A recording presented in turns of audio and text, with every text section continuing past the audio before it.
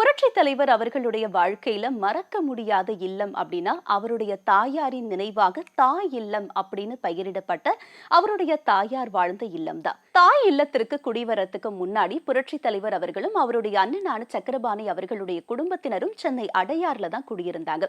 இந்த வீட்ல இருந்து மாறணும் அப்படின்னு நினைக்கும் போது சென்னை லாயட் சாலையில ஒரு வீடு காலியா இருக்கிறது புரட்சி தலைவர் அவர்களுக்கு தெரிஞ்சிருக்கு. உடனே அந்த வீட்டுக்கு வாடகைக்கு குடிபெயரலான்னு நினைச்சிருக்காங்க புரட்சி தலைவர் அவர்கள். அந்த வீட்டோட உரிமையாளரான ஏவி ராமன் அவர்களை புரட்சி தலைவர் அவர்கள் போய் சந்தித்து இந்த வீட்டை எங்களுக்கு வாடகைக்கு கொடுக்கறீங்களா அப்படின்னு கேட்டிருக்காங்க. ஆனா ஏவி ராமன் அவர்கள் சரியா எந்த பதிலும் சொல்லலையா. ஏவி ராமன் அவர்களும் மூத்த அறிஞரான ராஜாஜி அவர்களும் நெருங்கிய நண்பர்களா இருந்திருக்காங்க.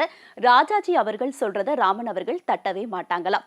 அதே மாதிரி ராஜாஜி அவர்கள் புரட்சி தலைவர் அவர்கள் நடித்த பல நாடகங்களை பார்த்திருக்காங்க. புரட்சி தலைவர் அவர்களும் ராஜாஜி அவர்களும் நெருங்கிய ஒரு நட்பு வட்டாரத்துல இருந்திருக்காங்க. உடனே புரட்சி தலைவர் அவர்கள் ராஜாஜி அவர்கள் கிட்ட நிலைமைய சொல்லியிருக்காங்க. ராஜாஜி அவர்கள் கிட்ட புரட்சி தலைவர் அவர்கள் நிலைமைய சொன்ன உடனே ராஜாஜி அவர்கள் ஏவி ராமன் அவர்கள் கிட்ட இந்த வீடை நீங்க புரட்சி தலைவர் அவர்களுக்கு வாடகைக்கு கொடுக்கலாம் அப்படின்னு சொல்லியிருக்காங்க. உடனே ராஜாஜி அவர்களுடைய பேச்சை தட்டாம ஏவி ராமன் அவர்கள் புரட்சி தலைவர் அவர்களுக்கு வாடகைக்கு வீடு கொடுத்திருக்காங்க.